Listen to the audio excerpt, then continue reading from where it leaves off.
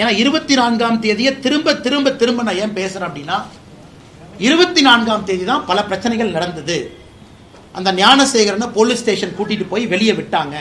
So 24ஆம் தேதி மிக முக்கியமான ஒரு நாள் டிசம்பர். அந்த 24ஆம் தேதி காலையில் இந்த கோட்டூர் சண்முகத்துக்கு வந்த முதல் காலே மா சுப்பிரமணியம் அவருடைய பிஏ துளசின்னு ஒருத்தர் இருக்கார். அவர் தான் கோட்டூர் சண்முகத்துக்கு பண்ண முதல் கால். அதன் பிறகு நிறைய விஷயங்கள் நடக்குது. சாயந்தரம் கோட்டூர் சண்முகமும் மா சுப்பிரமணியம் நேரடியாக பேசுறாங்க. இன்னைக்கு மா சுப்பிரமணியம் அவர்கள் சொல்லக்கூடிய கருத்து மிக மிக தவறு.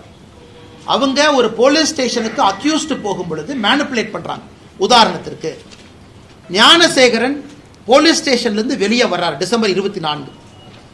8:32 மணிக்கு சாயந்தரம் ஏற்கனவே சொன்னதுதான் மா சுப்பிரமணியம் கோட்டூர் சுப்பிரமணியம் அவங்ககிட்ட பேசுறாங்க. கோட்டூர் சண்முகத்துக்கிட்ட. கோட்டூர் சண்முகம் அந்த கால் முடிச்ச உடனே பேசுற அடுத்த காலே அண்ணா யூனிவர்சிட்டி பிஆர்ஓ நடராஜன்.